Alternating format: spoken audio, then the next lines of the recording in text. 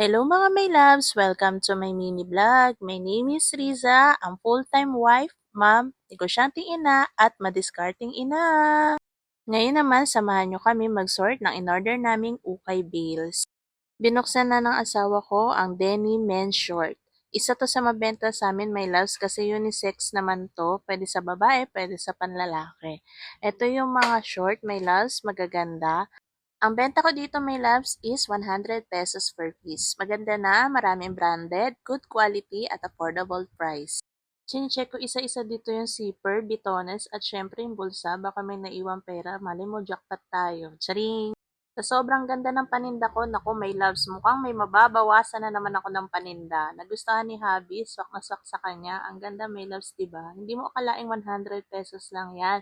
Like nyo, my loves, ang ganda. Okay, may nakamay na. Benamano, magbayad. Sumunod, my loves, ang denim wide leg.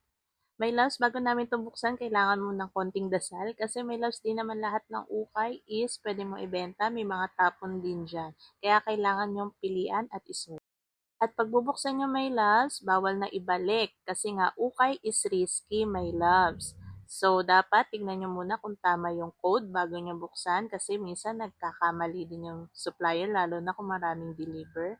So, ito yung mga wide leg, my loves. Mabenta sa akin to kasi uso daw yan. Aba, si Carlos Yulo ba naman ang nagpauso? Charing! Sa totoo lang, mas gusto ko rin naman talaga yung wide leg kasi mas makakakilos ako kaysa sa skinny. Pero iba-iba naman tayo ng trip, my loves. Ito kasi mas komportable sa legs ko at hita ko, lalo na pag malaki yung mga legs nyo. Ang ganda na itong tingnan, my loves. Siyempre, my loves, sinecheck ko din yung bitones, zipper, bulsa kung may mga butas. At syempre, konting sulyap, baka may magustuhan ako, may mag-mind din ako. Syempre, hindi ako magpapatalo kay hubby, no? Ano siya lang? Syempre, ako din. Yan yung perks na nag-uukay ka, no? Pag kami nagustuhan ka, pagbukas sa bill mo, talagang mamamain mo agad eh, kasi ikaw unang makakakita eh.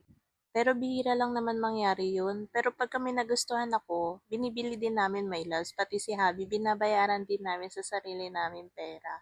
Siyempre, nakasort yan at naka-inventory na yan.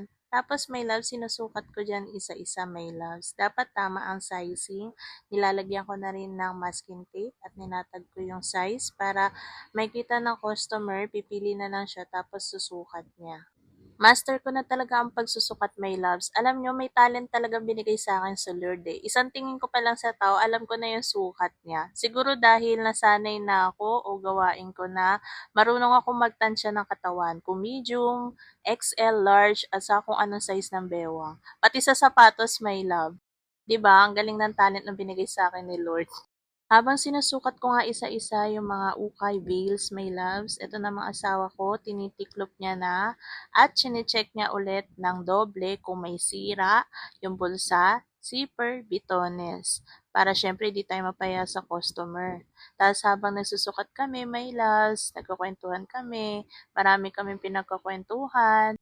Isa rin talaga to sa bonding namin eh, no?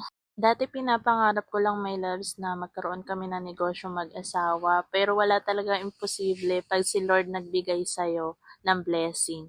Pagkatapos, my loves, sinunod na namin ang denim pants, men. Mabenta rin sa amin to, my loves, mga men pants kasi marami nagtatrabaho dito, ginagamit sa trabaho sa pabrika at kung saan saan. Mabranded din at good quality, my loves. Chine-check din namin isa-isa ang bitones, zipper, at bulsa. Baka may maiwan ding pera. Pero sa dami na namin na sort, talaga wala pang naiwan kahit 20 pesos man lang. Dahil naubos na ang kwentuhan namin mag-asawa sa sobrang dami namin sinort, nanood na lang kami ng Spider-Man habang nagsasizing at nagsusort. Alam niyo, my loves, ang swerte ko talaga sa asawa ko kasi sinusuportahan niya talaga ako sa lahat ng negosyong pinasukan ko. Isa rin kasi sa nagpapalakas ng loob namin mga negosyante yung may nakasupport sa amin, lalo na sa mga down na problema kasi hindi naman laging masaya dyan eh. Minsan talaga magbe-breakdown ka talaga.